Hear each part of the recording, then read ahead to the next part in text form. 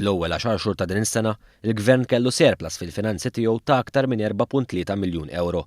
Ċifri tal-Uffiċċju Nazzjonali tal-Istatistika dwar il-Fond Konsolidat li jirreġistra d-dħul u l-infiq tal-Gvern juru li bejn Jannar u Ottubru id-dħul tal-Gvern żdied bi 375 miljun euro meta mqabbel mal-istess 10 xhur tas-sena li għaddiet. Fl-istess perjodu, in-neqfa tal-Gvern żdiedet 265 miljun euro. L-Uffiċċju Nazzjonali tal-Istatistika qal dan wassal għal bidla pożittiva fil-Fond Konsolidat ta' 109 miljun euro.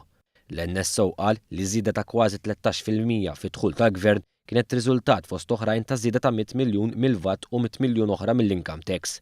Kienet irreġistrata żieda wkoll ta' ftit anqas minn 57 miljun mill-bolla u anke mill-lotjiet b'21 miljun euro.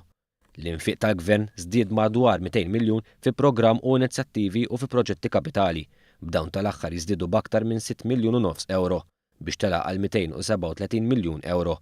L-Uffiċċju Nazzjonali tal-Istatistika jirrapporta wkoll li l-maxxijiet fuq id-djun niżlu b'aktar minn 5 miljun euro meta mqabbel mal-istess perjodu tas-sena li għaddiet. L-istatistika wriet ukoll tnaqqis fid-dejn tal-Gvern ta' madwar 74 miljun euro meta mqabbel mal-istess perjodu tas-sena li għaddiet.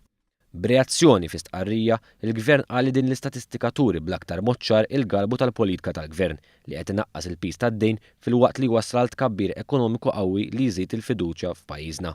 Sostna li l-qagħda tajba fil-finanzi pubbliċi se tippermetti lill-Gvern biex ikompli jwettaq miżuri pożittivi li jtejbu l-livell tal-għajxin tal-familji u jinvestu aktar ħalli jibni ġejjieni aħjar għal pajjiżna.